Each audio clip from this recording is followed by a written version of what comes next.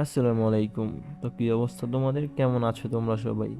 তো শোনো, তাহাজ্জুদ নামাজ তো গভীর রাতে একা একা পড়তে হয়, কিন্তু ভাবো, কখনো তাহাজ্জুদ নামাজ পড়ার টাইমে তোমার মনে হলো যে তোমার পিছনে কেউ দাঁড়িয়ে আছে এবং তোমার সাথে সাথেই সে নামাজ পড়ছে, তখন তুমি কি করবে? ভয় পাবে নাকি মোকাবেলা করবে? হ্যাঁ, এইরকমই একটা ঘটনা নিয়ে আজকের মুভি মাকুমুম। এছাড়া আমি নয়ন। তো কি অবস্থা তোমাদের? কেমন আছো তোমরা সবাই? আশা করি সকলেই ভালো আছো। তো চলো, বেশি কথা না বলে গল্প শুরু করা যাক। তো কাহিনী শুরুতে আমরা চিত্রা নামের একটি গার্লস ডরমিটরিতে নুরুল নামের এই মেয়েকে দেখি। নুরুল মাঝরাতে তাহাজ্জুদ নামাজ পড়ার জন্য ঘুম থেকে ওঠে। অতঃপর সে তার আরেকজন রুমমেট নিসাকেও নামাজের জন্য ডাকে, কিন্তু নিসা ঘুম থেকে ওঠেনি। সেখানে তার আরেকজন রুমমেট পুত্রী রুম থেকে মিসিং ছিল। তাই নুরুল একাই উজু করতে চলে যায়। এদিকে একটি শব্দ যখন নিসার ঘুম ভেঙে যায়, তখন সে বেড থেকে উঠে বাইরে চেক করতে গেলে দেখে মেন গেটটা নিজে নিজেই খুলে যায়। এইটা দেখে নিসা ভয়ে তাড়াহুড়ো করে আবার নিজের বিছানায় এসে শুয়ে পড়ে। কিছুক্ষণ পর নুরুল অজু করে এসে নামাজে দাঁড়িয়ে পড়ে। হঠাৎ করেই তাদের রুমের দরজাটি নিজে নিজেই খুলে যায়, আবার বন্ধও হয়ে যায়। এমন মনে হচ্ছিল যেন দরজা খুলে কেউ ভিতরে প্রবেশ করলো। এর ফলে বিছানায় শুয়ে থাকা নিসা ও নামাজে দাঁড়ানো নুরুল দুজনেই ভয় পেতে শুরু করলো। নুরুলের ভয়টা তখন আরো বেড়ে যায় যখন সে নামাজে তাকবীর মানে আল্লাহু আকবার বলার সাথে সাথে তার পিছন থেকেও কেউ আল্লাহু আকবার বলে ওঠে। এবার নুরুলের এমন মনে হচ্ছিল যেন কেউ তাকে ফলো করে নামাজ আদায় করছিল। আর তার জানা মতে নিসা তো বিছানায় আর পুত্রী তো বাইরে, তাহলে তাকে ফলো কে করছে? এই সব কিছুর পরেও নুরুল তার নামাজ শেষ করে। তারপর সে পিছনে তাকিয়ে দেখে কেউ নেই। এই সব কিছু নিসা বিছানার উপর থেকে দেখে আরো ভয় পাচ্ছিল। হঠাৎ কেউ খুব জোরে জোরে তাদের দরজাতে নক করতে থাকে। নুরুল সাহস করে দরজা খুলে দেখে দরজার বাইরে তাদের ফ্রেন্ড পুত্রী দাঁড়িয়ে আছে, আর সে পুরোপুরি পজেসড অবস্থায় ছিল। নুরুলকে দেখে সে সেন্সলেস হয়ে পড়ে। আর তারপর সিন শিফট হয় একটি লাশ কাটার ঘরে, যেখানে দেখা যায় রিনি নামে একজন ডোম একটি লাশের কাটা গলা সেলাই করছিল। হঠাৎ করে তখন রুমের লাইটগুলো ব্লিঙ্কিং করে ওঠে এবং দরজা দিয়েও কেউ নক করা শুরু করে। তার মানে সেখানে কোনো অশুভ শক্তি উপস্থিত হয়েছিল। এখানে দেখা যায় রিনির কিছু স্পেশাল পাওয়ার আছে, যা দ্বারা সে সুপারন্যাচারাল থিংসগুলো দেখতে পেত ও কথাও বলতে পারত। আর সে মর্গে তেমনই কিছু অনুভব করে। সেটিকে সে সাহায্য করবে বলে তাকে সেখান থেকে চলে যেতে বলে। তেমনি সে মাঝে মাঝে অনেক আত্মাদের সাহায্য করে তাদের মুক্তির ব্যবস্থা করে দেয়। পরবর্তী সিনে দেখা যায় নুরুল রাত্রেবেলা সেই ডরমেটরি থেকে পালানোর চেষ্টা করছে, কিন্তু দুর্ভাগ্যবশত সেখানকার প্রধান শিক্ষিকা রোজা তাকে দেখে ফেলে এবং তাকে নিয়ে তাদের রুমে নিসা এবং পুত্রীর সাথে লক করে দেয়। এরপর দেখা যায় রিনি কাজ শেষে বাড়ি ফিরে এলে তার দরজায় বাড়িওয়ালির লেখা নোটিশ দেখে, যেখানে লেখা ছিল কালকের মধ্যে বাসা ভাড়া পরিশোধ করতে হবে। কিন্তু রিনি সেটা ইগনোর করে ঘরের ভিতর চলে যায় এবং নিজের ওল্ড ফটোগুলো দেখতে থাকে। তখনই আমরা জানতে পারি রিনিও একসময় সেই ডরমেটরিসের স্টুডেন্ট ছিল। তারপর আবার দেখানো হয় ডরমেটরিতে সব মেয়েরা ঘুমাচ্ছিল, কিন্তু হঠাৎ করেই নিসা দেখে পুত্রী আবার পজেস্ট হয়ে যায়।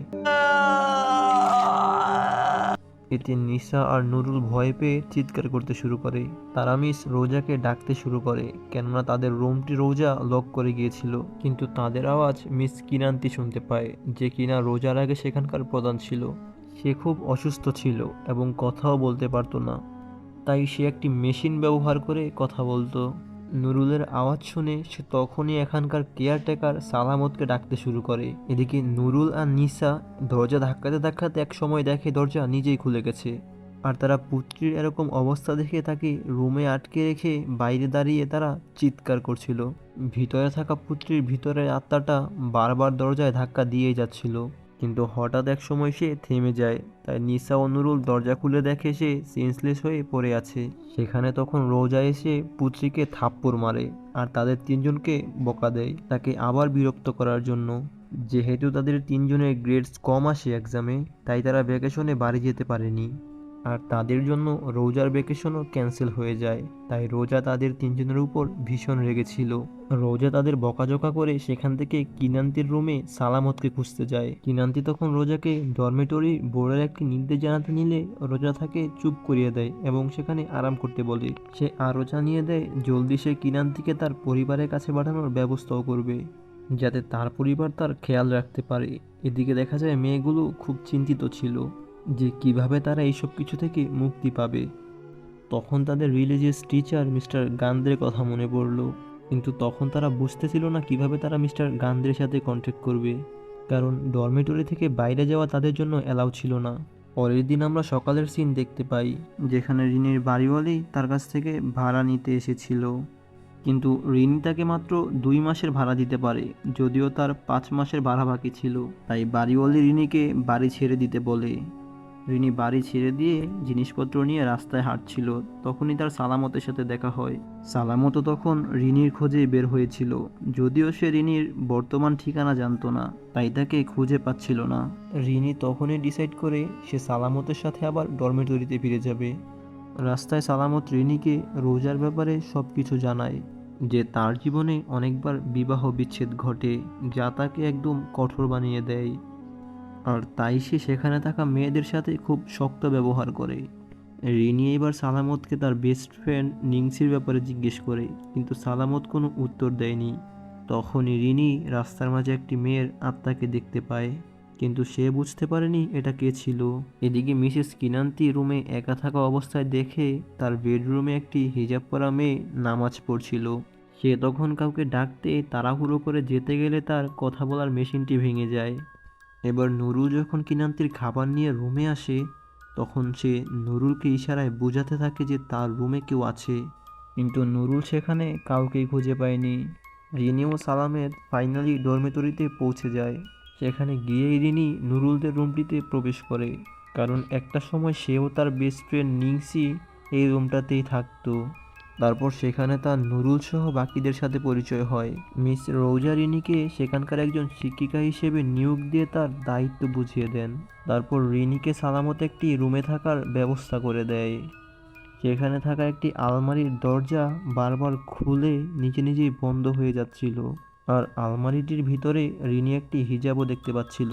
সে তখন আলমারির দিকে এগিয়ে যায় দেখার জন্য, কিন্তু সামনে যেতেই আলমারির পিছনে আয়না থেকে একটা প্রতিচ্ছবি দেখে সে ভয়ে পিছন ফিরে তাকায়, কিন্তু সেখানে কেউ নেই।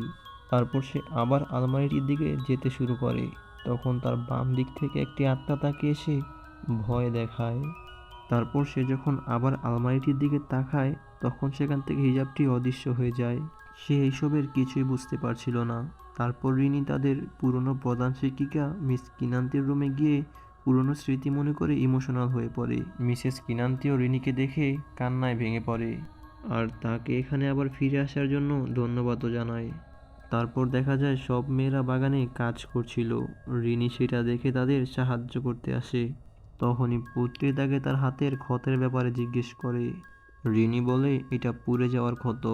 এই ক্ষতটি কখন হয়েছে সে নিজেও জানে না। তার শুধু এইটুকু মনে আছে, সে হাসপাতালে ওঠে তার হাতে একটি ব্যান্ডেজ দেখতে পায়। তখনই বাগানে রোজা এসে মেয়েদেরকে রান্না করতে যেতে বলে, আর মেয়েরা রান্না করতে চলে যায়। রিনি সেখানে থাকা একটি বেঞ্চের উপর বসে থাকে। হঠাৎ সে দেখে একটু দূরেই একটি আননোন মেয়ে হেঁটে হেঁটে কোথায় যেন যাচ্ছিল। রিনি তখন সে মেয়েটিকে ফলো করতে থাকে। মেয়েটি হাঁটতে হাঁটতে কিছুক্ষণ পর একটি গাছের পিছনে লুকিয়ে পড়ে। রিনিও তাকে ফলো করতে করতে গাছের পিছনে যায়, কিন্তু অবাক করা বিষয় হচ্ছে রিনি সেখানে গিয়ে কাউকেই দেখতে পায় না। কিন্তু সেইখান থেকে এত দ্রুত চলে যাওয়া কোনো মানুষের পক্ষে সম্ভব ছিল না। এখন রিনি কিছুটা চিন্তায় পড়ে। এমন সময় নুরুল এসে রিনিকে জানায় পুত্রী আবার পজেসড হয়ে গেছে। তারা দুজন তাড়াতাড়ি পুত্রীর কাছে গিয়ে দেখে পুত্রীর অবস্থা অনেক খারাপ, আর তার ভিতরে থাকা আত্মাটি সেখান থেকে সবাইকে চলে যেতে বলছিল। কিন্তু রিনি তা না শুনে উল্টো এগিয়ে যায়। একটা সময় পুত্রী সেন্সলেস হয়ে পড়ে। তখন সবাই অনেক ভয় পেয়ে গেল। তখন মেয়েরা রিনিকে মিস্টার গান্ধার কাছে সবকিছু শেয়ার করে সাহায্য চাইতে বলে। রিনি পরের দিন মিস্টার গান্ধার সাথে দেখা করতে যায়। সে মিস্টার গান্ধাকে জানায় ডরমেটরিতে থাকা আত্মাটা বেশিরভাগ সময় নুরুলদের নামাজের সময় বিরক্ত করে, এমনকি তাদের ফলো করে নামাজও পড়ে এমন মনে হয় তাদের। তাই তারা সেটিকে নাম দেয় মাকমুম বা ফলোয়ার। তখন গান্ধা বলে এমন কিছু জিনজাতি আছে যাদের কানজাম বলা হয়, আর তারা মানুষদের ইবাদতের সময় ডিস্টার্ব করে ভয় দেখায়, যাতে ধীরে ধীরে সবার খোদার উপর থেকে বিশ্বাস উঠে যায়। মেয়েরা যদি তাদের ঈমান ধরে রাখতে পারে, তাহলেই তারা আত্মাটিকে হারাতে পারবে। আর তারপরেও কোনো সমস্যা হলে রিনি যেন তাকে ইনফর্ম করে। সেই রাতে আমরা মিসেস কিনান্তিকে দেখি, যে কিনা রিনিকে একটি কাগজে লিখে বলছিল সে যেন এই ডরমেটরির প্রধান হয়ে যায়। রিনি তার কাছে কারণ জানতে চাইলে কিনান্তি কারণ লিখতে যাবে অমনি আত্মাটা তার হাত আটকে দেয়, কারণ সে চায় না রিনি কিনান্তির কাছ থেকে কোনো ইনফরমেশন জানুক। তারপরের সিনে দেখা যায় নিশা এশার নামাজ আদায় করতে শাওয়ার নিতে যাচ্ছিল, কিন্তু সে একা যেতে ভয় পাচ্ছিল, তাই নুরুলকে তার সাথে যেতে বলে। কিন্তু নুরুল তখন ঘুমিয়ে পড়েছিল, তাই নুরুল ঘুম ঘুম চোখে বলে, তুমি পুত্রীকে নিয়ে গোসল করতে যাও, আমার খুব টায়ার্ড লাগছে। তখন নিশা দেখলো পুত্রী তখন বাথরুমের দিকেই যাচ্ছিল, তাই সে পুত্রীর সাথে শাওয়ার নিতে চলে যায়। আসলে তখন পুত্রী রুমে বসে পড়াশোনা করছিল। নিশা বাথরুমে গিয়ে দেখে পুত্রীর বদলে সেখানে সেই মাকমুম আত্মাটা ছিল, আর শাওয়ার দিয়ে পানির বদলে রক্ত বেরোচ্ছিল। এইসব দেখে সহ্য করতে না পেরে নিশা চিৎকার করে দেয়। তার চিৎকার শুনে সেখানে বাকিরা এসে তাকে রক্ষা করে। এবার রিনি মিস্টার গান্ধাকে দ্রুত ডরমেটরিতে আসতে বলে, আর অন্যদিকে মিসেস কিনান্তি যখন ঘুমাচ্ছিল তখন আত্মাটা তাকে পোজেস্ট করে ফেলে। রিনি সেই রাতে যখন একা একা তাহাজ্জুদের নামাজ পড়ছিল তখন আত্মাটা তাকে ভীষণ ভয় দেখায়। সেই মুহূর্তে সালামত এসে রিনিকে বলে মিসেস কিনান্তিকে পাওয়া যাচ্ছে না। এদিকে মিস রোজার দরজাকেও নক করলে সে দরজা খুলে দেখে মিসেস কিনান্তি সেখানে দিব্যি সুস্থ দাঁড়িয়ে আছে। তখনই মিস কিনান্তি রোজাকে অ্যাটাক করে, আর কিনান্তির ভিতরে থাকা আত্মাটা রোজাকে পোজেস্ট করে। এবার সালামত ও রিনি রোজাকে নক করে সবকিছু বললে সে কোনো রিয়েক্ট না করে দরজাটি বন্ধ করে দেয়। সালামত রোজার রুড বিহেভিয়ার দেখে রিনিকে বলতে শুরু করে যে মিসেস কিনান্তি এইখানে ঘটে যাওয়া সমস্ত ঘটনার কারণ হিসাবে অনেক আগে ঘটে যাওয়া একটা অগ্নিকাণ্ডকে দায়ী করে। এমন সময় তারা বারান্দায় পুত্রীকে দেখতে পায়। সালামত রিনিকে বলে, কিনান্তির ব্যাডের নিচে একটা বক্স আছে, আপনি গিয়ে সেটা চেক করুন, আমি দেখছি পুত্রী কোথায় যায়। সালামত পুত্রীকে ফলো করে গিয়ে দেখে বাগানে পুত্রী অজ্ঞান অবস্থায় মাটিতে পড়ে আছে। সে যখন পুত্রীকে উঠাতে যাবে তখন পোজেস রোজা সালামতের উপর নির্মমভাবে অ্যাটাক করে। রিনি কিনান্তির বেডের নিচের বক্সটাতে কিছু নিউজ পেপারে কাগজ খুঁজে পায়। সেখানে লেখা ছিল ডরমেটরিতে বড় ধরনের একটি অগ্নিকাণ্ড হয় এবং সব ছাত্রছাত্রীকে বাঁচানো হয়, কিন্তু তারপর থেকে রিনির বেস্ট ফ্রেন্ড নিংসি সেখান থেকে মিসিং হয়ে যায়। এগুলো দেখতে দেখতে রিনির মনে পড়ে সে যখন ভ্যাকেশনে এক রাত এখানে স্টে করেছিল তখন সে আর নিংসি একসাথে নামাজ পড়েছিল, আর তখন নিংসি রিনির মাকমুম মানে ফলোয়ার ছিল। তার নামাজ শেষ হলে সে নিংসিকে বলে তার আরও কিছু প্রেয়ার্স বাকি আছে, সে চাইলে রুমে চলে যেতে পারে। তারপর সে তার প্রেয়ার কমপ্লিট করে যখন রুমে চলে যায় সেখানে গিয়ে তখন দেখে ভয়াবহ আগুন লেগে গিয়েছিল।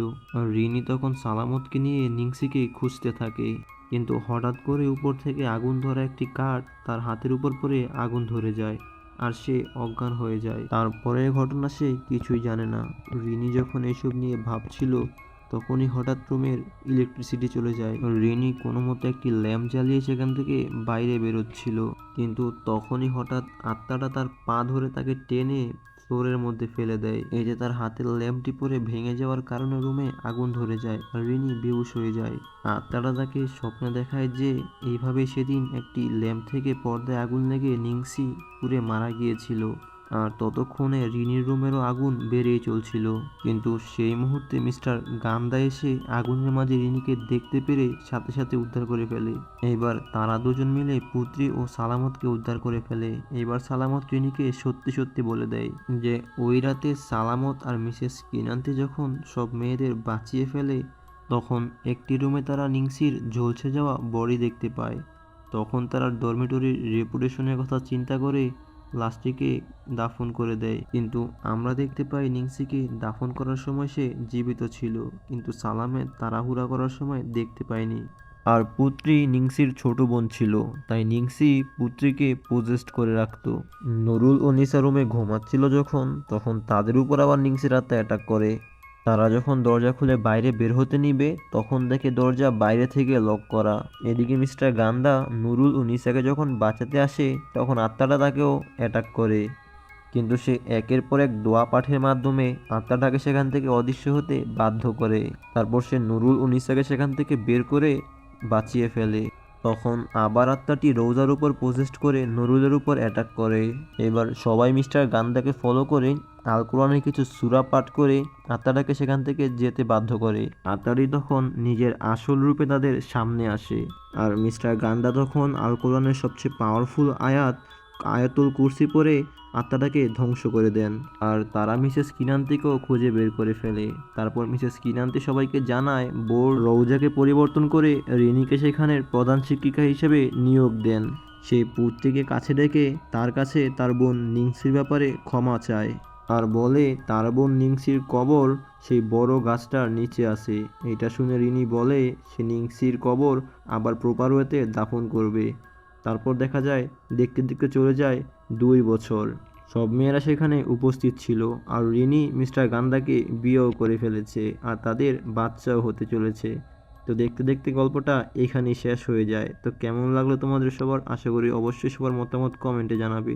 তো আজকের মতো এই পর্যন্তই, দেখা হচ্ছে নতুন কোনো ভিডিওতে।